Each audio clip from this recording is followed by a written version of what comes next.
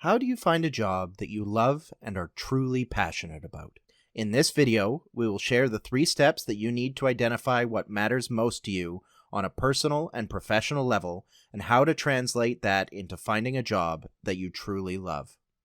Step 1. Build your self-awareness and understand what motivates you. Understanding your values is an important first step in building your self-awareness and discovering what you want from life and from work. To identify your core values, you should ask yourself the following questions to explore the experiences in life that have brought you happiness, pride, and fulfillment.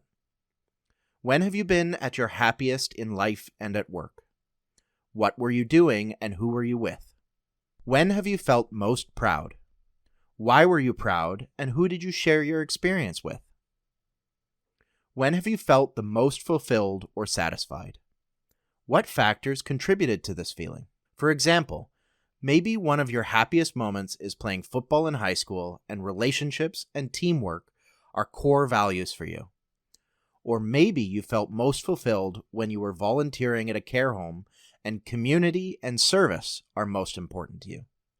It can also be helpful to think about people that you admire and the qualities they possess as you work on defining your own values.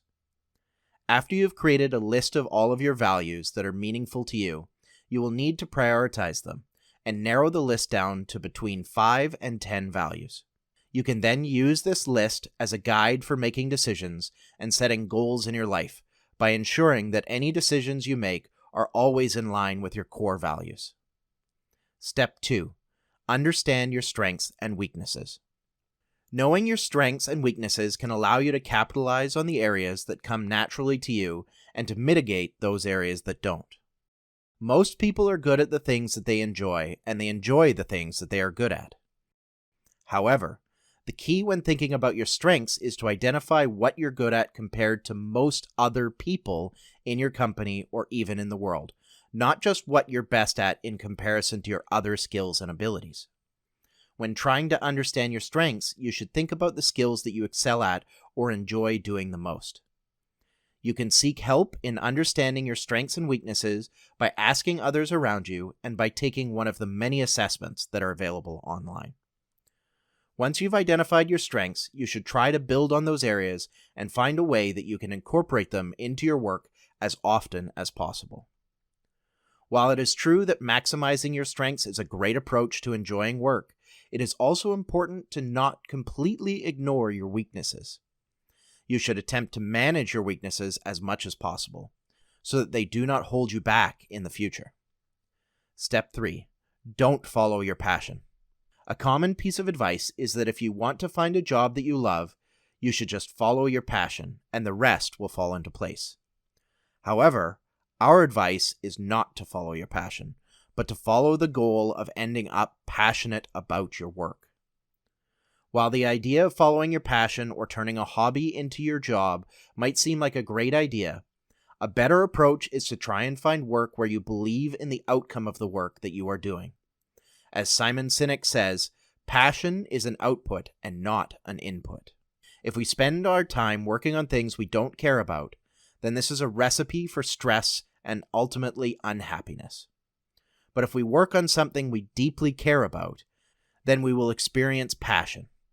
If you can find something to work on that you believe in and that you find meaningful, then you will become passionate about that work. But it's not enough to only be working on something we care about in order to be happy at work. In order to find a job that you love, there are 3 other areas you'll need to consider. 1. It is essential to have ownership and autonomy in your role. 2. There needs to be a variety in the work that you do. And 3. You need to be learning new things on a regular basis. To have a job where you have these 3 areas, you need to not only better understand what you're looking for from work, but also to ensure that you have an environment and a manager that supports you to have autonomy, to have variety in your tasks, and to enable you to be constantly challenged and building your skills. This means that great jobs need to be made, not found. By understanding your values and your strengths, you can find a job that you like and that you're good at. You can make this job great by ensuring that you're working in an environment that allows you to have ownership over your work and that enables you to grow and to learn. Finally, and most importantly, you also need to ensure that what you are working on is meaningful to you. Ultimately, finding happiness at work is not about what you do, it's about who you are while you're doing it.